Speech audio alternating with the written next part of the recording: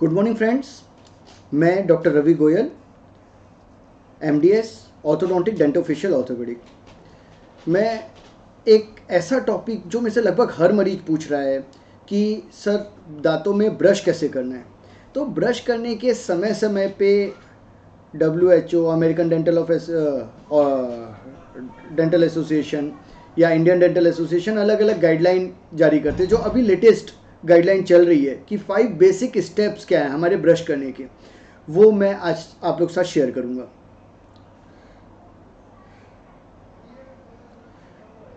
इस प्रेजेंटेशन में मैं मेनली 3 चीज़ कवर करने वाला हूँ। एक प्रॉपर ब्रशिंग टेक्निक, एक हमारे को टूथब्रश खरीदते समय या टूथपेस्ट सेलेक्ट करते समय किन बातों का ध्यान रखना चाहिए, और अगर हम ठीक से ब्रश नहीं करते तो उसके क्या क्या दुष्परिणाम होते हैं। पहला सबसे इंपॉर्टेंट, प्रॉपर ब्रशिंग टेक्निक। लगभग हमारी 70 से 80% डेंटल प्रॉब्लम ठीक से ब्रश नहीं करने से होती है। जब भी मैं कहता हूँ कि ब्रश करने से मतलब मेरा दांतों की देखभाल सफाई से होता है। दांतों की सफाई में 3 चीज़ें मुख्य रूप से आती है: ब्रश करना, कुल्ला करना, सादी उंगलियों से मसूड़ों की मसाज करना। तो इसमें सबसे इम्पॉर्टेंट कुल्ला और मसाज तो लगभग सब कोई कर लेते हैं, इसमें कोई बहुत टेक्निक सेंसिटिव नहीं है, हमें करना है। ब्रश थोड़ा सा टेक्निक सेंसिटिव होता है कि डेंटल क्लीनिंग कैसे करें, ब्रश कैसे करें। तो इसमें हमारे को जो स्टेप्स फॉलो करना है, इसमें पहला सबसे इम्पॉर्टेंट पॉइंट है कि हमें हमारे दांतों से ब्रश का जो ब्रिसल्स है उसका एंगल 45 डिग्री रखना है।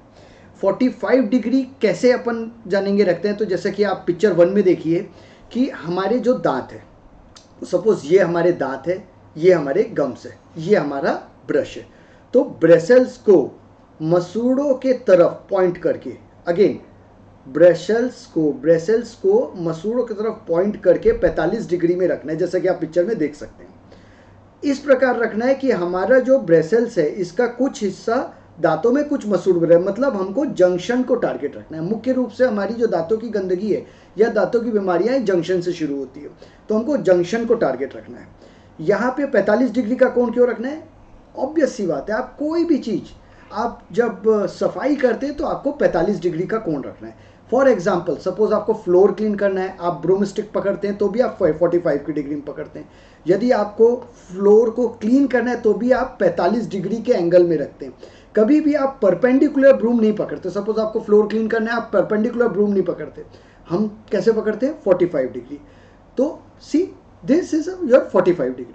तो 45 डिग्री के एंगल से क्लीनिंग हमेशा मैक्सिमम इफिशियंसी में होती है। इसी वजह से हमको ब्रेसल्स को, अब हमारी सफाई ब्रेसल्स कर रहा है, तो ब्रेसल्स को दांतों से 45 डिग्री के कोण में रखना है। ओके, हमारे को शुरुआत, जैसे for example upon left upper tooth से शुरू करते हैं, क्योंकि ये एरिया सबसे ज़्यादा इग्नोर्ड होता है। हालांकि आप शुरुआत किसी भी एरिया से कर सकते हैं, हमको सारे दांतों को सारे तरफ क्लीन करना है। लेकिन एक नियम बनाने के हिसाब से, आप अपनी कन्वीनियंस से नियम बदल सकते हैं, लेकिन नियम बनाने के हिसाब से लेफ्ट अपर जो मोस्ट इग्नोर्ड एरिया होता है उसमें अपन ब्रश को रखते हैं। ठीक है, हमारा ब्रश अंदर जाएगा, जैसा कि आप पिक्चर 2 में देख सकते हैं, 45 डिग्री का कोण बनाएगा। उसके बाद हमको बैक एंड फोर्थ नहीं करना है। मैक्सिमम टाइम मैं देखता हूं पेशेंट क्या करता है, पकड़ता है ब्रश को और बैक एंड फोर्थ, आगे पीछे आगे पीछे। आरी नहीं है, लकड़ी नहीं है जिसको काटना है, हमको सफाई करनी है। ब्रिसल्स को रखना है, 45 डिग्री का कोण बनाना है और जेंटल वाइब्रेशंस देनी है। जेंटल वाइब्रेशन, जिगल करना है, ठीक है, माइनर सर्कुलेशन करना है। बट इट डजंट मीन कि आपके ब्रेसल्स मूव कर रहे हैं लाइक अ सॉ के जैसा मूव नहीं करना है, जिगल करना है। ठीक है, तो आपने एक समय में 2 से 3 दांत कवर किए, 45 डिग्री का कोण लिया, जिगल किया, फिर आगे बढ़े।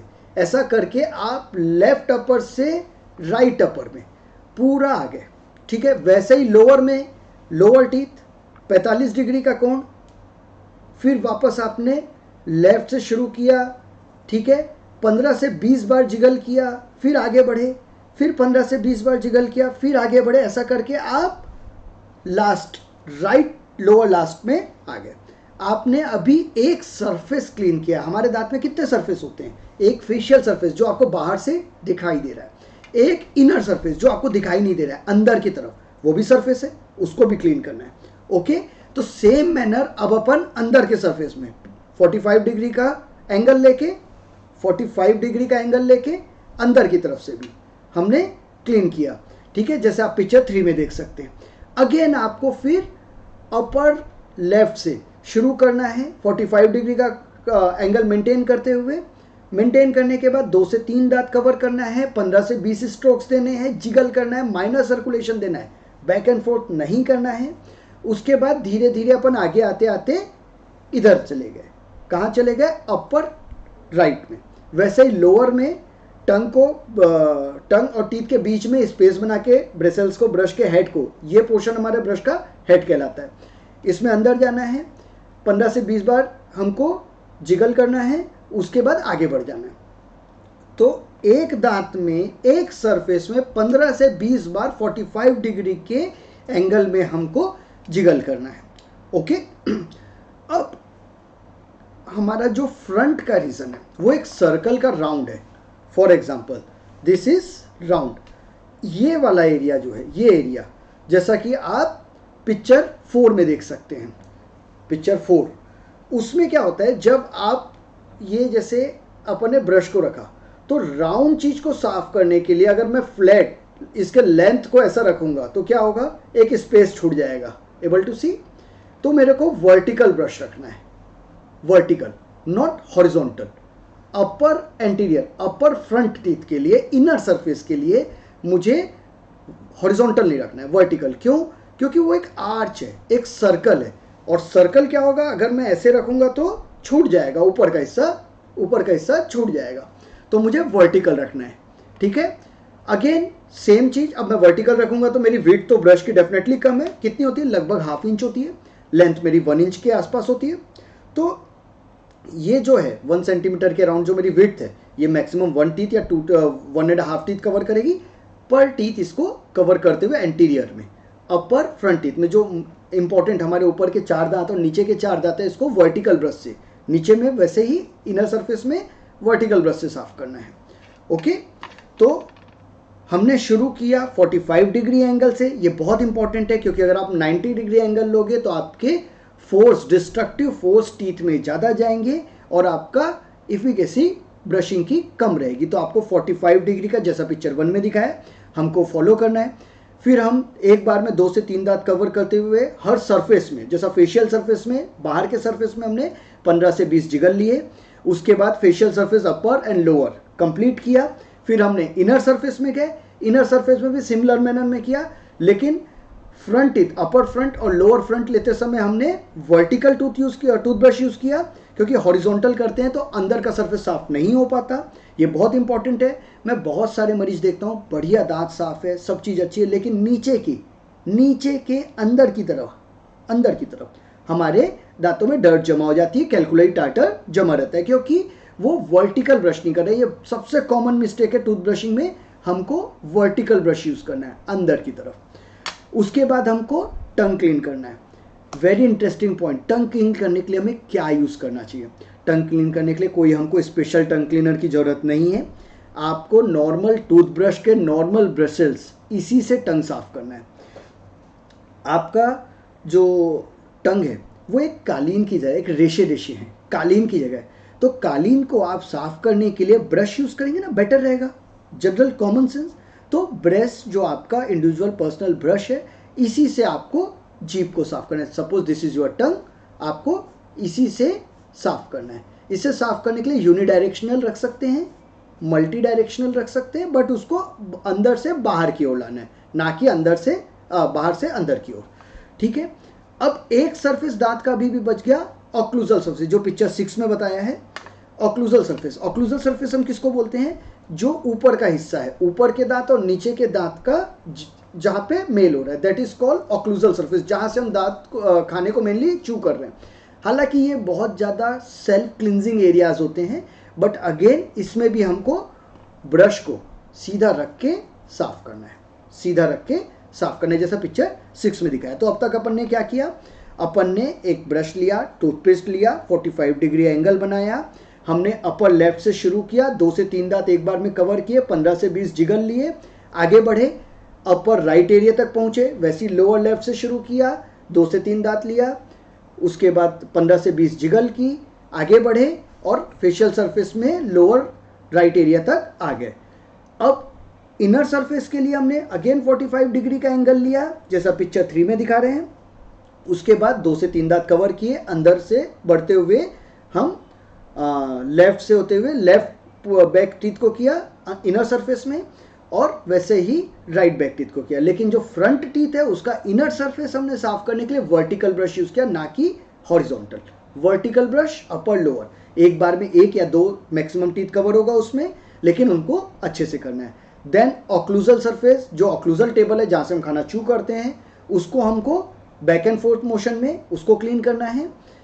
ऑक्लूजल सरफेस को बैक एंड फोर्थ आपका फेशियल सरफेस या इनर सरफेस के लिए नहीं है। उसके बाद हमने टंग क्लीन की। टंग क्लीन करने के लिए हमने नॉर्मल ब्रिसल्स को यूज़ किया, हमने कोई स्पेशल निकल बेस्ड टंग क्लीनर यूज़ नहीं कर रहे हैं। जो मेटल की सबसे ज़्यादा कॉमनली अपने यहाँ मेटल की या प्लास्टिक की टंग क्लीनर चलती है, which is not recommended, that may be infectious, that may injure your tongue. Tongue is very sensitive and very delicate and important organ of our body. तो अपने को इसको नॉर्मल ब्रेसल से जेंटली साफ करना है। Okay, now the next question nearly every person ask कि sir हमारे को ब्रश कैसे सेलेक्ट करना है। हालांकि एक इंडिविजुअल चॉइस होती है, ये अलग अलग मरीज के लिए डेंटिस्ट अलग अलग ब्रश एडवाइस करते हैं। हम एक नॉर्मल हेल्दी इंडिविजुअल की बात अगर करें तो हमें सॉफ्ट ब्रिसल लेना है, जो उसका हेड साइज है। हेड किसको बोलते हैं, जैसा मैंने पहले बताया, ये ब्रश है, ब्रश का जो ब्रिसल वाला एरिया होता है इसको हम हेड बोलते हैं। हेड इतना बड़ा होना चाहिए कि वो मुंह में प्रॉपर फिट आ जाए, बहुत बड़ा नहीं रहे बहुत छोटा नहीं रहे, प्रॉपर फिट रहे, एक बार में 2 से 3 हमारे दांत कवर करें। किसी के दांत की साइज छोटी है, वेस्टिब्यूल टीथ और चीक्स के बीच में जगह अगर छोटी है तो उसको डेफिनेटली छोटा हेड यूज़ करना है, ठीक है। उसके बाद एक आता है पावर ब्रश। मैंने कई मरीजों को देखा है, सब बढ़िया है, कोई दिक्कत नहीं है, लेकिन पावर ब्रश यूज़ कर रहे हैं। पावर ब्रश डिबिलिटी पेशेंट, जो मेडिकली कंप्रोमाइज पेशेंट है, जिसकी पर्सनल हाइजीन स्किल, जैसे अब उसका हाथ शिविर कर रहा है, उसके हैंड मूवमेंट शिविर कर रही है, वो कंट्रोल नहीं कर पा रहा है, तो उसके लिए वो बहुत अच्छी चीज़ है। बट अगर आप एक हेल्दी इंडिविजुअल है तो आपके लिए पावर ब्रश नॉट रिकमेंडेड। आप नॉर्मल ब्रश से यूज़ करिए, जो नॉर्मल स्किल्स है वो उसके लिए बेटर है। एंड उसके बाद हमें हमारा ब्रश कब रिप्लेस कर देना है, हमारा ब्रश जब फ्रे कर जाए, जब ये जो ब्रेसल्स है, ये जो ब्रेसल्स है अगर ये फ्रे कर जाए, फैल जाए, ठीक है, तब हमें इसे बदल देना चाहिए। आइडियली जो फोर्स हम लगाते हैं टीथ में और जैसे हम ब्रश करते हैं तो 3 मंथ में, ये डिज़ाइन ऐसा किया होता है कि 3 मंथ में हमारे ब्रेसल्स खराब हो जाते हैं, तो हमको 3 मंथ में अप्रॉक्सीमेटली चेंज कर देना है। अब अगर कोई क्रोनिक स्मोकर है और वो स्मोकिंग ऑब्वियसली छोड़ देना चाहिए, नहीं छोड़ पा रहे, तो उसके लिए हम सॉफ्ट की जगह हार्ड ब्रश में जा सकते हैं, but which I personally don't recommend. Another, अगर किसी की गम डिसीज़ है, पायरिया है, किसी को गम डिसीज़ है, पायरिया है, गम सर्जरी हो रही है, तो अल्ट्रा सॉफ्ट ब्रशेस में जा सकते हैं, but it is the your dental doctor will recommend you in special cases. And what a child should use, ये तो होगी हमारे बड़े एडल्ट्स की बात, लेकिन बच्चों के लिए अगेन हमको सॉफ्ट ब्रश करना है।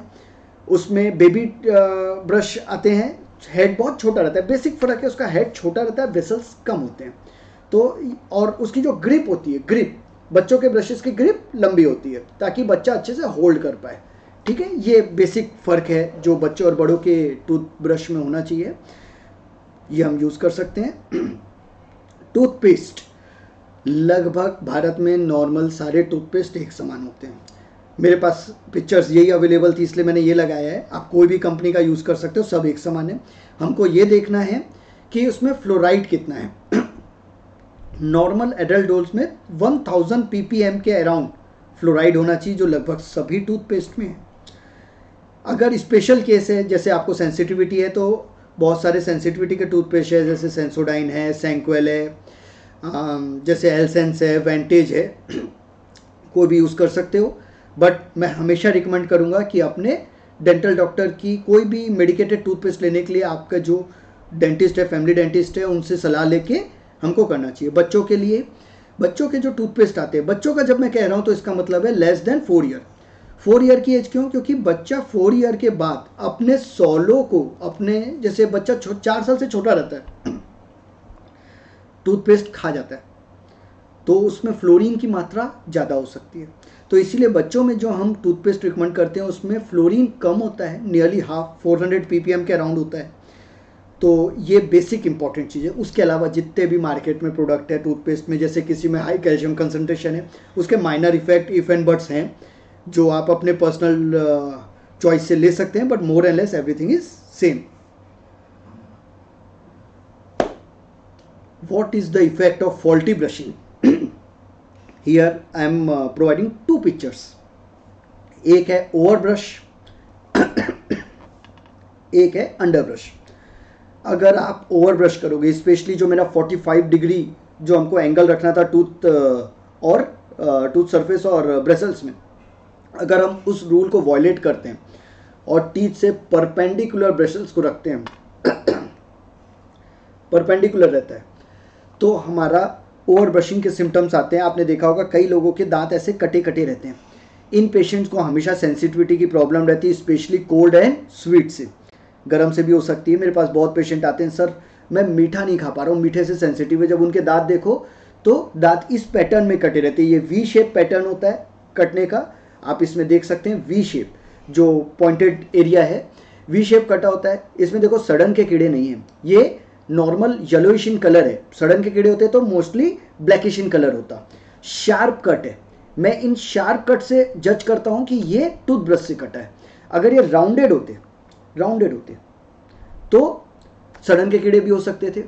हमारे एरिया में गुड़ाखू एक प्रोडक्ट होता है जो फिंगर में लेके, नशे की चीज़ होती है बेसिकली, गुड़ और तंबाकू फिंगर में लेके उससे घंटों लोग मलते रहते हैं। उनमें अगर ये उससे गला होता तो ये राउंडेड इन शेप होता। ये शार्प कट है। शार्प कट जनरली टूथब्रश से कटा होता है। तो अगर हम ज़्यादा पावर लगाएं, 45 डिग्री जगह 90 डिग्री में रखें, बैक एंड फोर्थ मूवमेंट करें, आगे पीछे करके ब्रश दांतों को साफ करें, तो दांत हमारे नाजुक चीज़ें कट जाते हैं। उसका रिजल्ट सामने। दूसरा, अगर हम ब्रशिंग ना करें तो क्या होगा?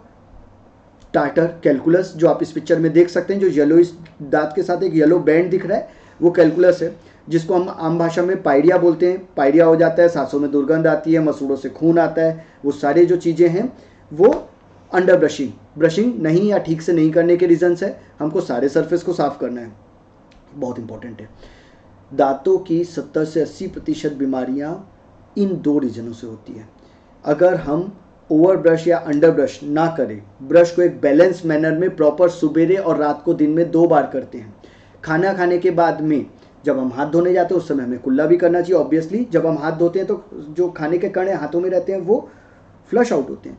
कभी आप कुल्ला करो तो बेसिन में देखना बहुत सारे खाने के कण दिखेंगे। जब हम कुल्ला नहीं करते खाने के बाद में तो मुंह में फंसे रह जाते हैं। जो फंसा रहेगा तो उसमें बैक्टीरियल ग्रोथ होगी, दांतों की बीमारियां होंगी। तो इसीलिए मैं बार बार कहता हूं कि सही तरीके से ब्रश करने से दांतों की 70 से 80% बीमारियों की रोकथाम हो जाती है। बट नहीं करते, करना है, ठीक है। Thank you. अगर कोई भी डाउट, क्वेरी रहती है तो आप मेरे चैनल में पूछ सकते हैं। I will try to answer that. Okay.